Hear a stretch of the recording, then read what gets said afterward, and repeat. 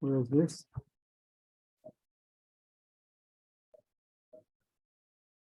Samachay Amud Beis. Is that true? Yeah.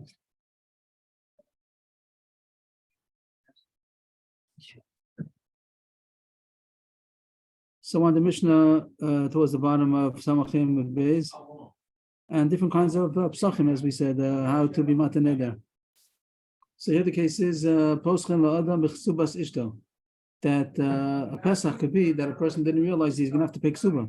He made a neder that's going to cause him to have to get divorced, and when he gets divorced, he's going to have to pay ksuba.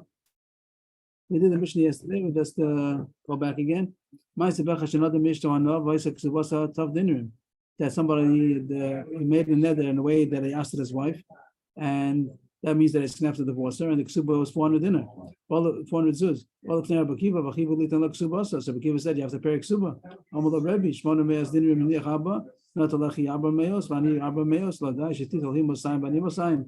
We inherited 800 zuz. I split it with my brother. Each one of us got 400, and now I have to give the whole thing there. At least I should split it 200. I don't know what his svara was. What did he mean to say? He has to pay ksuba. He has to pay ksuba. I feel about the mochasar roshchat. Even if you have to sell your hair for a shetel, whatever, you also gonna have to pay ksuba. We'll see the Gemara talks about this, about giving his last penny. If I would have known that I have to give away all my money, I wouldn't have made the neder, which is going to cause a divorce, which is going to cause the ksuba. So Bakiva said that the neder wasn't a neder, not a neder, and then he didn't have to divorce him. But the point is that it's a good ataras nedarim because he didn't realize that he have to pay ksuba. I'm not sure why he didn't realize. What did he think? Maybe as you see that he thought that he can get away with 200, then really has to give 400. The Gemara is a kasha on the Mishnah because the Mishnah the whole time is mashma that he has to give ksuba from a taltalim. The 800 zuz, it sounds like it was money. Also, Sar Rosho, that he's going to have to sell his hair in order to bet the metaltalim. And the Gemara thinks that there's an machlokas about it. Does a person have to pay metaltalim for his ksuba? Metaltalim mishtavli l'ksubasa. So really, it's a machlokas that's quoted in ksubas. They bring down ksubas payal. Over there, there's a machlokas. If the ksuba is payable from metaltalim, it means the person's own metaltalim. Now the ksuba, the Gaona made a takana that there is the husband doesn't have to pay ksuba even from metaltalim, like it says in the ksuba, even from the shirt on my back, which is metaltalim. But menadin the Gemara in the din of the Gemara, there's a machlokes if a person has to give metaltalim, and Rabbanan say not only from karka. Rabbi Meir is the one who says even metaltalim. They bring from ksubas payal. Maybe you touch it, it starts trouble. To maybe don't move the whole table, maybe. I'm saying every time like yesterday. Okay. Okay. If it gets shaky, so then we'll move it. Right now it's okay. Oh, perfect. Okay. So this machlokes if ksuba is collectible, payable from metaltalim. That Rav Meir says yes. And Rabbanan say not, even from his own metaltalim. Not talking about that he died and the Yorshim. The Yisomim don't pay from metaltalim, only from the Mishubadim. It could be that there's the kindness about that also. But as far as Ksuba goes, Dina de Gemara, the halach will be like the Rabbanan that you don't pay. It doesn't have to pay from metaltalim, only from karka.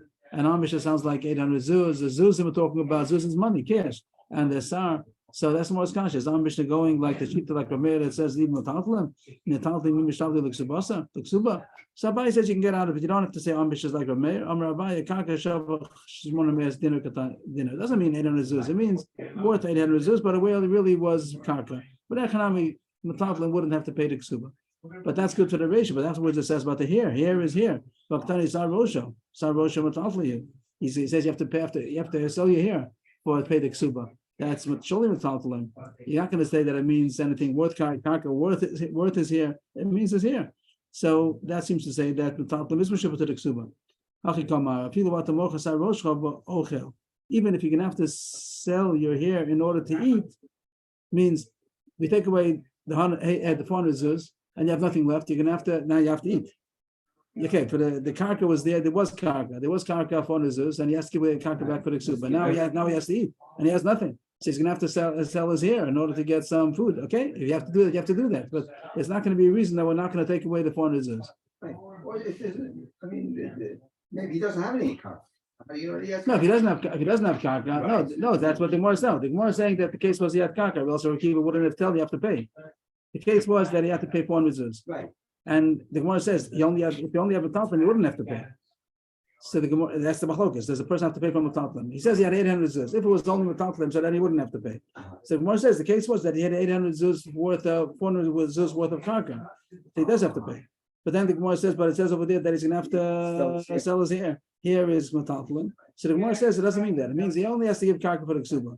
But if he gives all his karka for the ksuba, he doesn't have anything left. Now he has to go on, he has to live still. So okay, the ketubah. That's what we got to live by. Yes, but because he has to give the ksuba, he's not going to have anything left to eat. He has 400 zuz worth of karka. 400 zuz is a lot of money. But Rekiva said you have to give it for the ksuba, and even if you have nothing left for yourself, so figure it out. Go begging.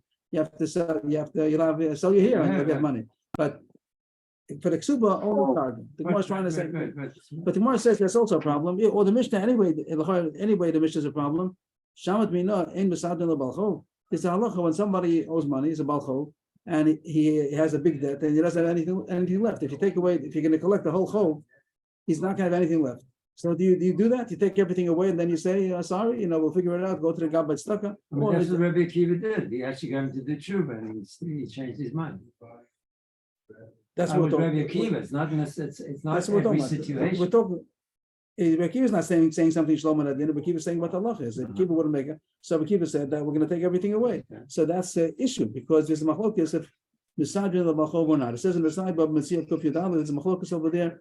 Misajin l'machov. There's a mandama that says that you don't take everything away. Even if somebody has a debt, you leave him a livelihood. You leave him that he's able to live. Even if he owes money, okay, he owes money, but you leave him something. That talks about 30 days worth of food and a year's worth of clothing. That you do leave him. In every any balchov.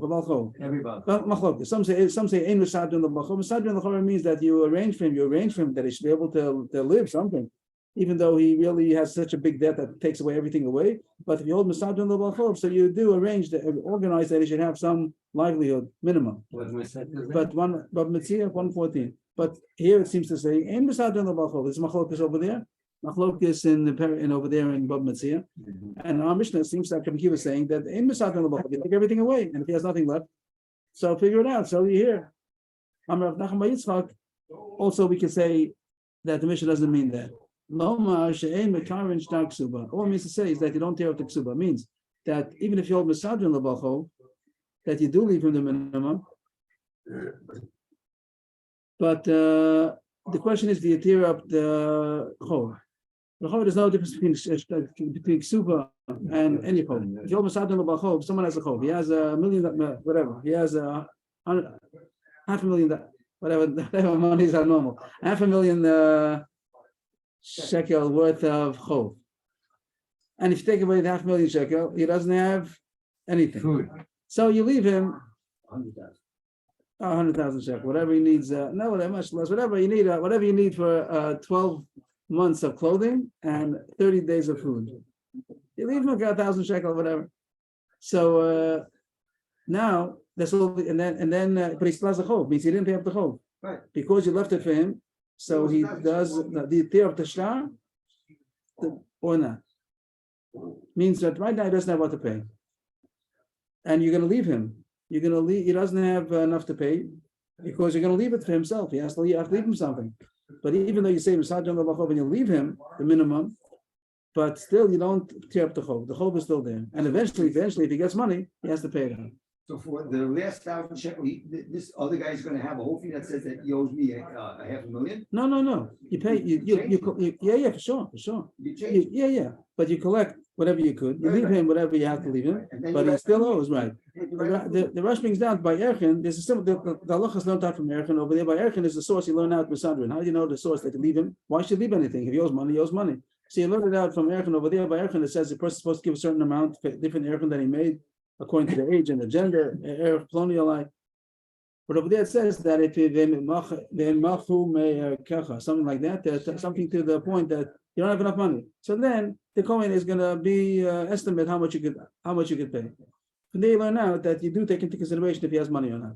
But by Erchin, the din is that once you assess him how much he could pay, and he paid, so then even if he gets rich later on, he doesn't have to pay it anymore. He was Makapal on himself Erchin, which would have been a lot of money, and he didn't have all that money, so he gives according to what he could, and then that's it, it's finished. Even if later on he gets rich, he doesn't have to pay the Erchin that he didn't have money for.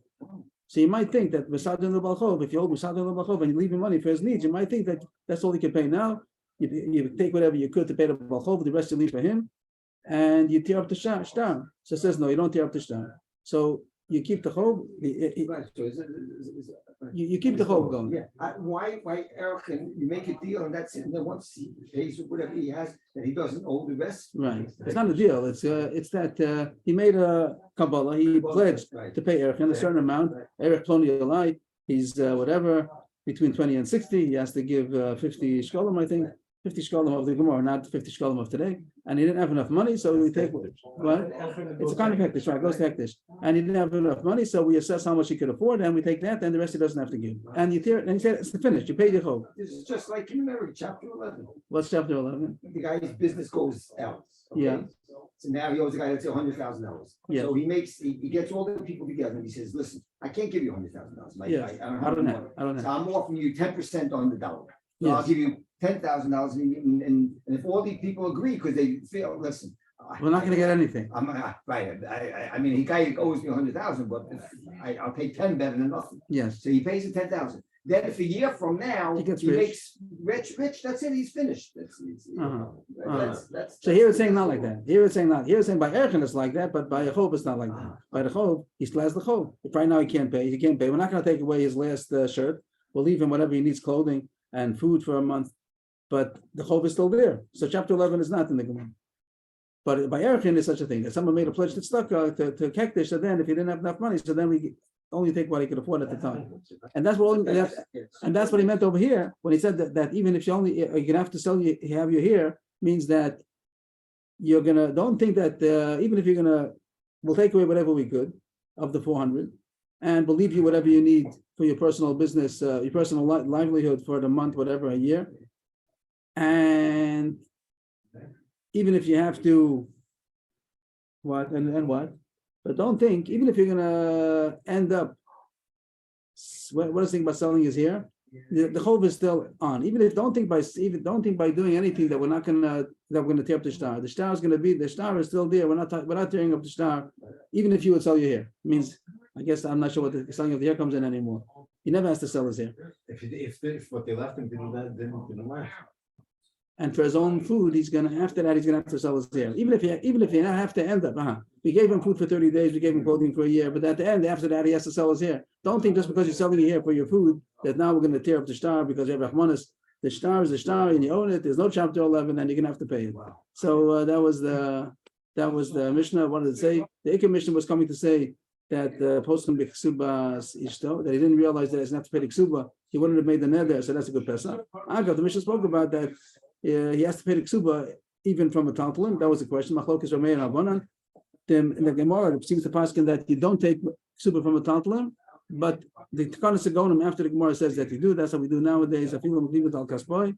Agav, the Gemara also brought the machlokes about Mesadun al Balchov. When you foreclose on a Balchov on a chov, on a debt, so do you leave him basic necessities for the next month or year? And no right from our Mishnah. Next Mishnah. Poschen b'yom tobim u'v'shabbosos. That also you can use a Pesach about Yontif and Shabbos that a person didn't realize that his neder is going to affect his Shabbos. He made a neder, he's not going to eat meat, and then we tell him, you understand, you're not going to have shalom. He thought that he's making a neder on meat. He was thinking about the weekday. Then you tell him, did you forget about Shabbos and Yontif? You're not going to be able to have parties like that. So he says, I didn't realize. Okay, so it's a Pesach. You can be mat in a neder. Now the question is it only the Shabbos that goes off, or the whole neder goes off? That's the rest of the sugi now. But we show originally in the early days they said that even if somebody made a mistake about Shabbos, he didn't realize that Shabbos is going to be out any meat. So matan neder over there. But the rest of the days, the weekdays are still also. The neder is still kayam.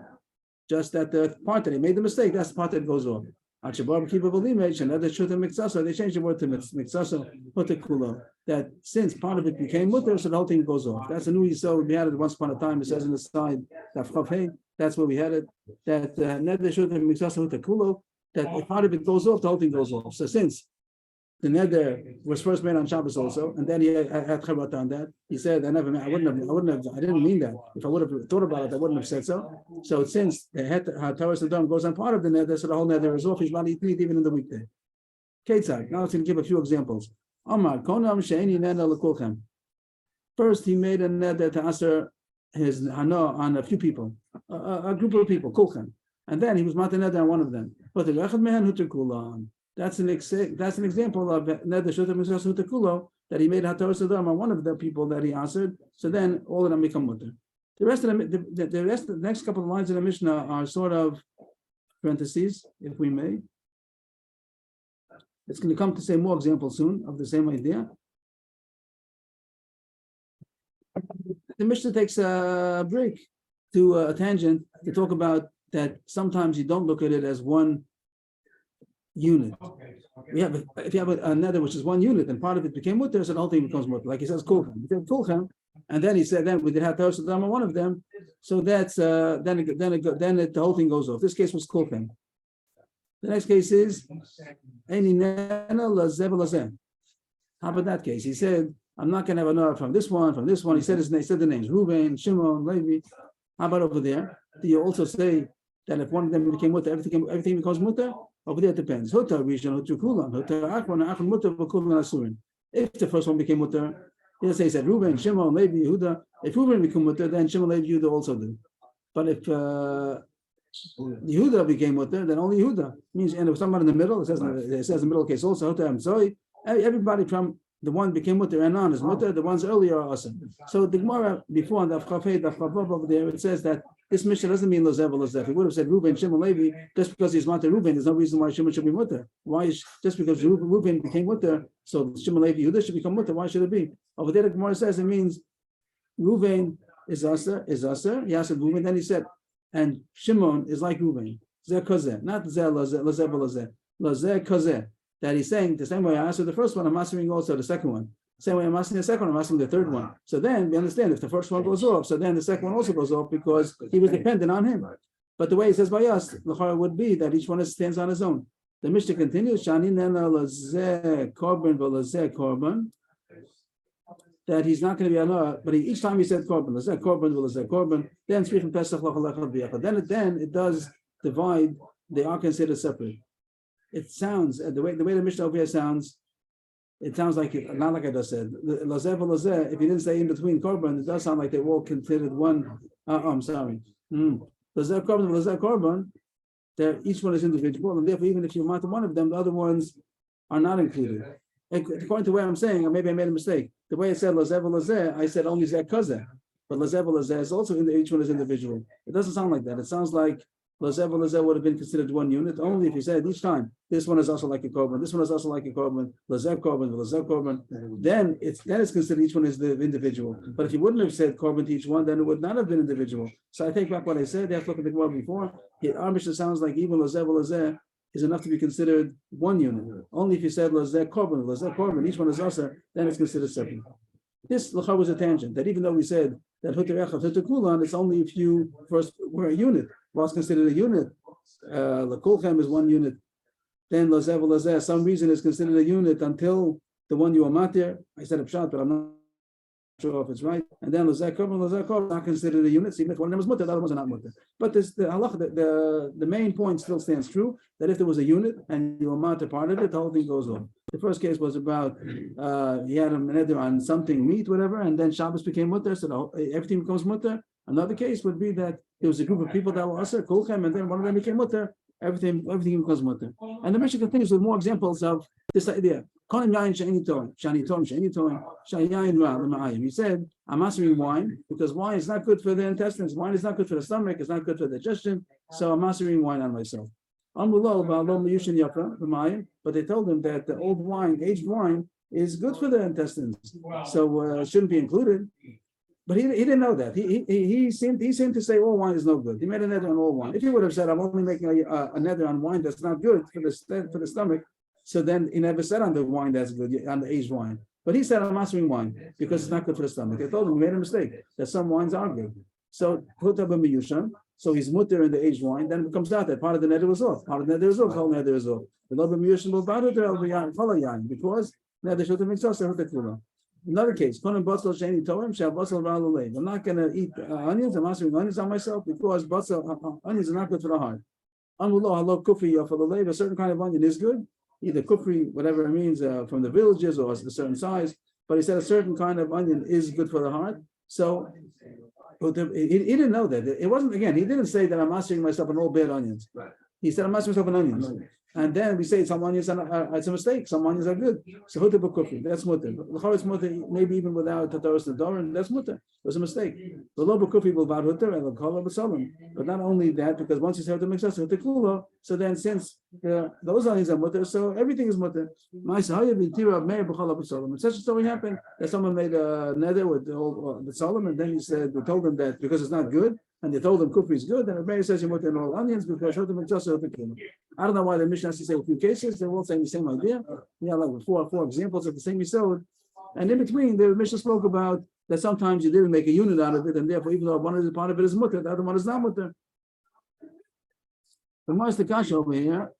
Now I think that this should be. I think it's a mistake over here.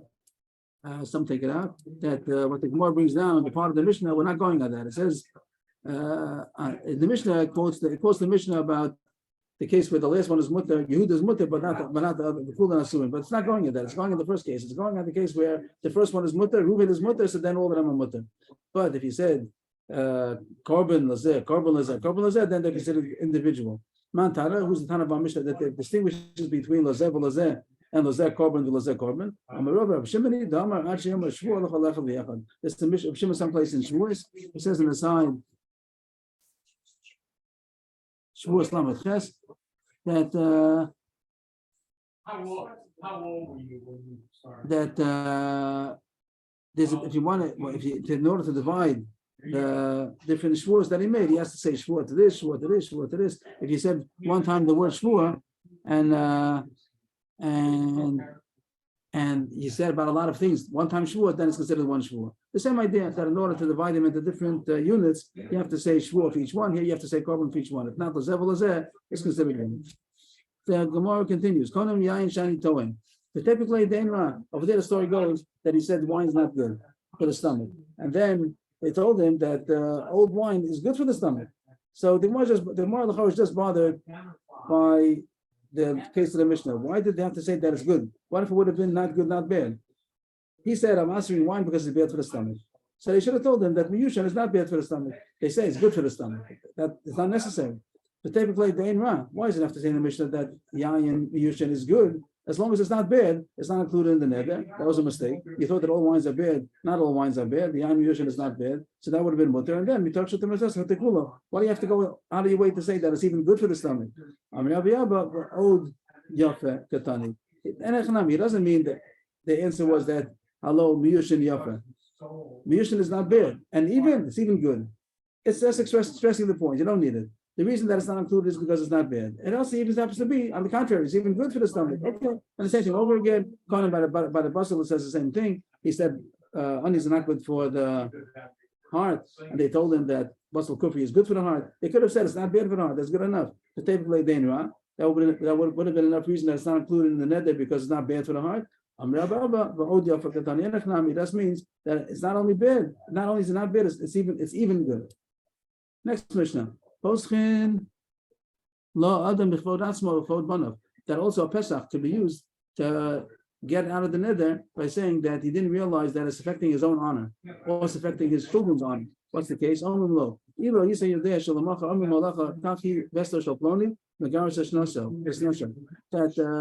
a neder to divorce his wife.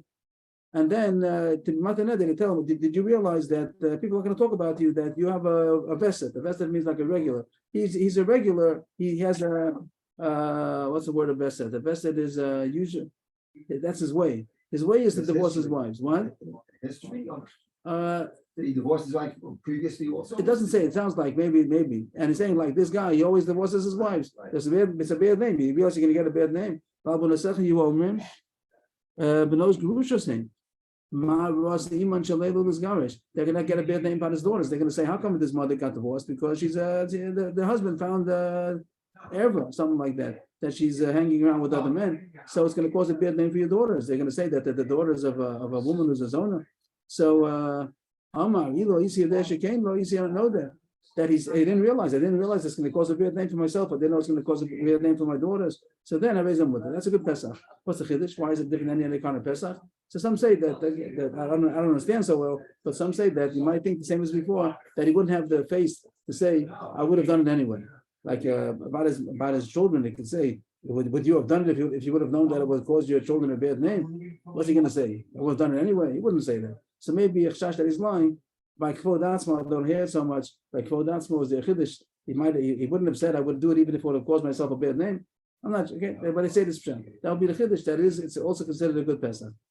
Next case. Konam Shani Nosi has Plonis Kura. He made a neder. This we Mark quoted yesterday to give the cases of mistakes. He made a mistake. He said a neder because he was under the impression that a certain woman was ugly. I'm not going to marry her because she's ugly. Then it comes out that she wasn't ugly. So it was a mistake. So it's mutter. They say yesterday, we said yesterday that even without a Torah Sodom, it was a mistake. He doesn't even have to come out the nether. Konam Shani knows has is because she's kura. She's ugly. But the fact is, she's really beautiful. It was a mistake. He got the wrong girl. Shchora.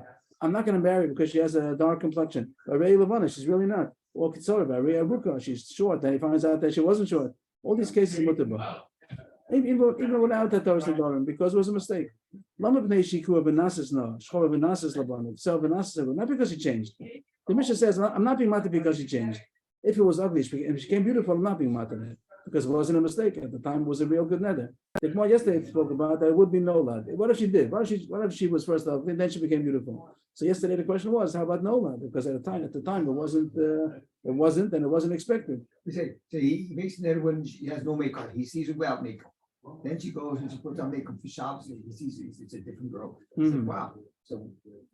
So when he says beautiful and ugly, does he mean with all the other girls that are only beautiful with makeup also? That's the shot. That all the girls are only beautiful with makeup, but he doesn't realize. So that would be the case. That would be the case like this. That she's really beautiful. As whatever everybody else calls beautiful, she's beautiful like everybody else. I didn't realize. I made a mistake. That would be this case. That she really was beautiful the whole time. Just he caught her when she wasn't wearing makeup, something like that. But if the case is that she really changed, if she really did change, if the case would be whatever, a short person doesn't become tall. But let's say, for argument's sake, that they did, that something happened and she really changed. Nose job. That's a good example. So she really changed. She really changed. So that's not the Mishnah. The Mishnah is not being matter. The Mishnah only being matter because it was a mistake. But this wasn't a mistake. In your case of the nose job, it wasn't a mistake. It was really changed. So that would be the sugya of yesterday, and maybe it's called no lad. Maybe it's called no lad. But even after the Gemara said yesterday that if he spoke out in the nether, the reason why I'm asking her is because she's ugly, and then not, then she could change. She's not ugly anymore. So it could be what the Gemara called yesterday, told a nidro davar, that he's, if it were made it tonight, I'm only making the net because she's ugly, and then if she's ugly, and then she's going to change, so then it's mutter, because that was the net. He only asked ugly, didn't ask a beautiful woman. But if he didn't say beferish tonight, he just said kuura. She's ugly, and that's why I'm making a net. So then if she changes, the Gemara says yesterday that it's enough that it's not considered no lad. Or at least it's a machlokas Ramein Rabbanan. Yesh Vav Shem Kenolad, Veinin Kenolad. That was a machlokas if it's considered nolad or not. This is for to say that it's not nolad according to Rameir, because since he spoke out, it's almost like saying a Tanai. He didn't say the Tanai. So you do have to be mataneder. But it's enough that you can mataneder, it's not considered nolad. But this Mishnah is not talking about nolad. This Mishnah is talking about there was a mistake.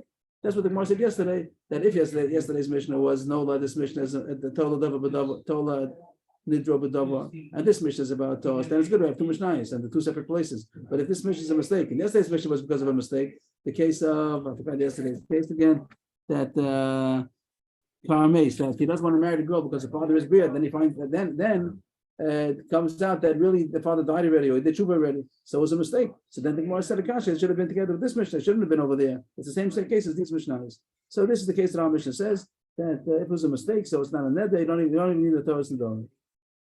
So it's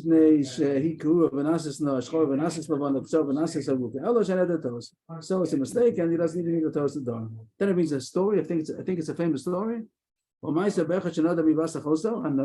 there was somebody who made a neder not to marry his niece, and they was writing a shidduch to marry his niece, but he didn't want it because she was ugly. They brought her into the house of Rabbi Shmuel. Rabbi Shmuel was known to take care of the girls. The puha, they beautified her. Afterwards, he brought out the potential bride, and he said, "This you don't want to marry."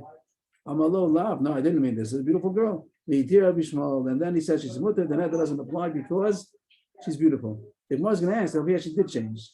This I learned like Moshe learned that she didn't. I would have thought that she didn't change. She was beautiful the whole time. Just everybody else has makeup, and she was a poor girl. She didn't have makeup. Rabbi Shmuel took care of her, and then she was beautiful. But the Gemara's not going to say that. The Gemara is going to say this is a case of a change. Before it wasn't changed. It's like a nose job, whatever. Your case of a nose job, or whatever. The other girls are beautiful without makeup, and she only after a whole makeup she's beautiful. The Gemara is going to say Rabbi Shmuel is different than the case till now. Till now, the case was that she was really beautiful the whole time, just he got the wrong information. And this case was that he changed her, and Rabbi Shmuel says it's also good. The Rabbi Shmuel, the Oisha Shah, Bocha Rabbi Shmuel crying. Really, the daughters of Yisrael, the girls are beautiful, but they don't look so beautiful. Only the poverty is what makes them ugly, because they didn't have enough money to take care of themselves. That's why they were ugly. They didn't wash, they didn't have makeup, they didn't have clothing. And Rishmael used to take care of the girls. Rishmael was known to take care of the girls, to beautify them. They should be able to get married. When Rabbi Shmuel died, so then the girls, they made a eulogy about Rabbi Shmuel. This is a paraphrasing a pasuk. Highlight that. The nose is Yisrael, Rabbi Shmuel. I meant to make it nicer.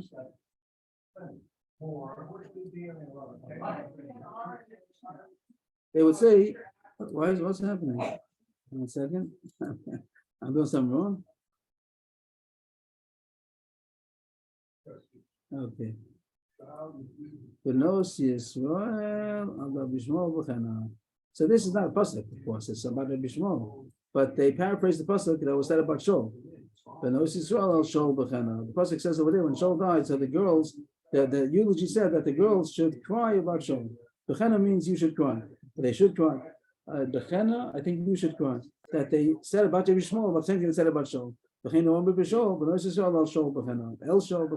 So also because Rabbi Shmuel took care of all the girls, now that he died, so they make you everyone should cry. All the girls should cry for Rabbi Shmuel because he used to take care of all the girls. So much the Kasha Maisalista that the story about Rabbi Shmuel seems to contradict the Tanakam. Tanakam said the reason why I'm not there is because it was a mistake. That he thought she was ugly, really she was beautiful. The whole time she was beautiful. I thought that she was dark, and really she's light. I thought that she was short, really she's tall. But the Shmuel is being matir, and it says very not because she changed, but because she was the whole time. But the Shmuel is coming to be matir even if she changed.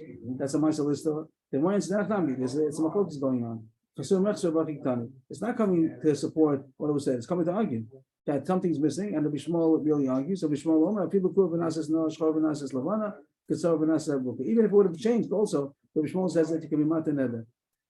The Tanakam will say it's a mistake. You don't have to matan neder. It's not without being matan neder. There's a mistake. The Bishmol says that even if it was a change and it's not a mistake, you could be matan neder, and it goes into the question of no lot. Is it considered no lot or not? And it's also not considered no lot. Ma'aser berachot shenodem mivas hachosov. When he saw that Beis Bishmol, the Yipur brings a story that he changed her to become beautiful. The Gemara says a little more detail about the story, what happened over there, how did he beautify her? Oh, this is the nose job of her. This is what happened over here. Tana Shein to Sevas Aisalah, Vasalah Bishmol changed her. She had a false tooth, which looked very ugly, and Bishmol made for her a golden tooth. So the golden tooth, in those days at least, it was beautiful. Today, I don't know if it cares. Today they make the so in case will be today, they had a golden tooth and he made it into an enamel tooth. Okay. But that was how he beautified it. So it's not much a change. It was really a change. It wasn't that just that wasn't wrong information. It was really a change. Oh, I'm sorry, one more word, Mishalom. He gave her a golden tooth from his own money, paid for it. That's what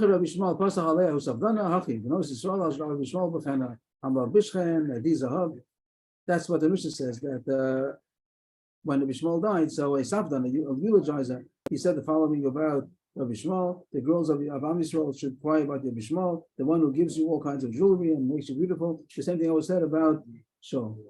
Who done a lot of stories? The rest of the parak, the rest of the day today is the rest of the parak now. The rest of the daf is the Garata.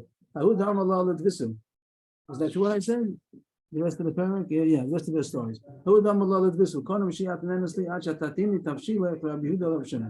Someone was angry at his wife, whatever. He seemed, I'm not sure who he's angry at, and she made a terrible dish.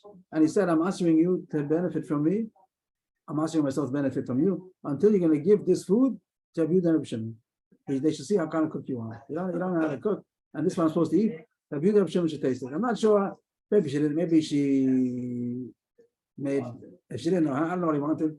Maybe she she could have done better and she didn't. I don't know. But he wanted to embarrass her, and if not, You want the them to marriage is. understand what he's going through. Yeah. But if not, if they're not going to eat from it, then the net is going to make that it can't have benefit. They're going to have to get divorced. Rabbi Yehuda tasted from the food, even though it's a bazayin for a Talmud Chacham, and Rabbi Yehuda should taste the food because they got into a fight. So Rabbi Yehuda tasted the food, even though it's a bazayin, not Torah, but in order to save the Shalom Bayis.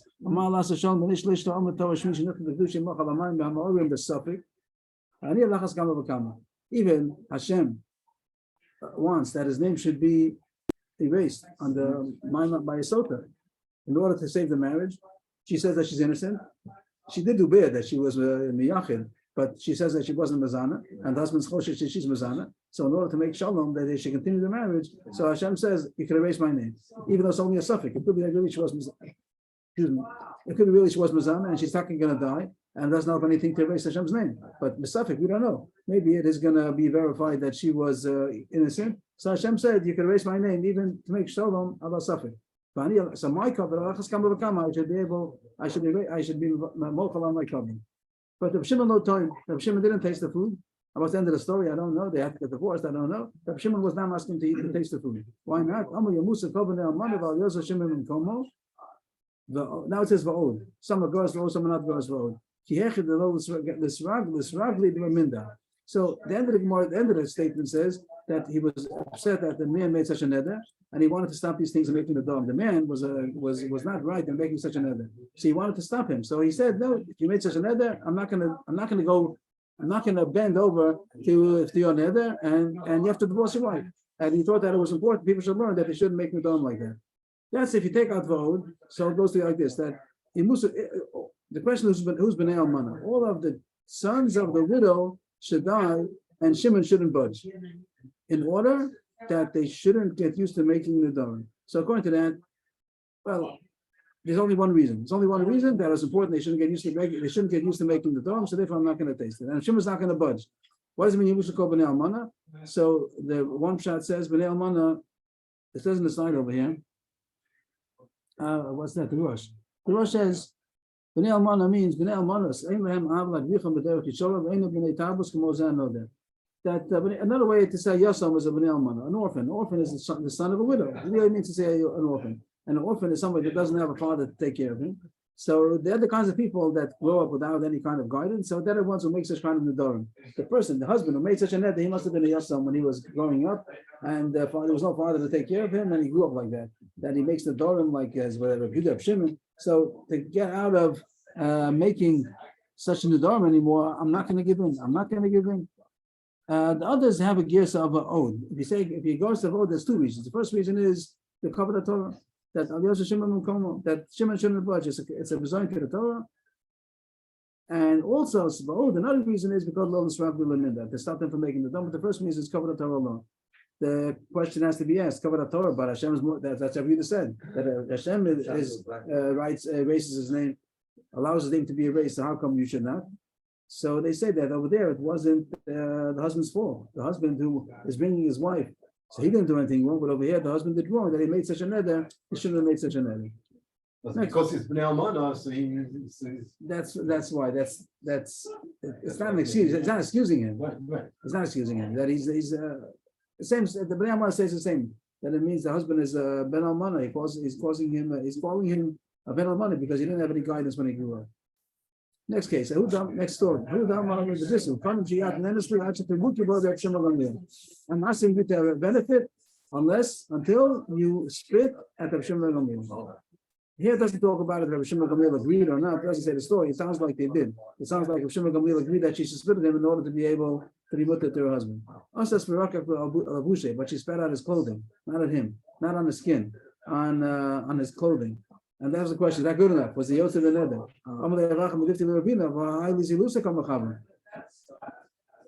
The husband wanted her to be Mazalzel and Rabbi Shimon Gamliel. Not sure what he had against Rabbi Shimon Gamliel. Maybe, I don't know what the story was. Maybe she was going to his shiurim late at night and she was upset that she wasn't coming home. She was learning too much. I'm not sure what the case was, but he wanted to be Mazalzel and Rabbi Shimon Gamliel. So the fact that she spit at the clothing is not enough. He wanted that she should spit at him. That's also very embarrassing that she should spit even on the clothing. The word mani means clothing. To spit at the clothing of Shimon Gamliel is also very big zilusa, and therefore it's Yosef and Neder. And the next story. Ahu the Amal a person said to his wife, so they changed the word mum to me'um. The Russia has that me'um. That means something. He said she's mamash ugly, and he said, I can't take it anymore, and I'm not having benefit from you until Rabbi Shmuel Rabbi Yossi finds something good about you. I'm a yafa. You should show something nice about yourself to Rabbi Shmuel Rabbi Yossi. If he can find something nice about you, so will stay married. If he can't, I'm answering you until Rabbi Shmuel Rabbi Yossi finds something good about you. Shema Rosha Noah. So yes, so Rabbi Shmuel Rabbi Yossi was trying to get the marriage to go on. Maybe her head is a beautiful head. Amalos Galgal, it's a round head. Shema Samarna, maybe her hair is beautiful. Domala needs a Krishna. It's like the flax plant. Shema Inano, that be beautiful eyes. One thing alone would have been enough. Truth is saying, I'm not sure what truth is saying, but it's the opposite of beautiful eyes. Shema is nose, maybe beautiful ears. Fulo saying doubled over. Shema Chotmana, beautiful nose. Balamu, it's stuffed up. It looks like it's stuffed up. Shema Shifsasanos, maybe her lips are beautiful. Abo saying thick lips. Shema Savarna, maybe her neck is beautiful. Shakatu, they say that means short and whatever, it doesn't look good. Shema Kiresan, beautiful stomach. Saba, who knows, blown up, bloated. Shema Atlanos, like legs. Yohavos Kishalavas, it's wide like goose. If you put this, make a picture of this, it's like I don't know what did the husband think when he got married. What do you think when he got married in the first place? I'm not sure. He was, I don't know, but then the Shema Shmona, maybe.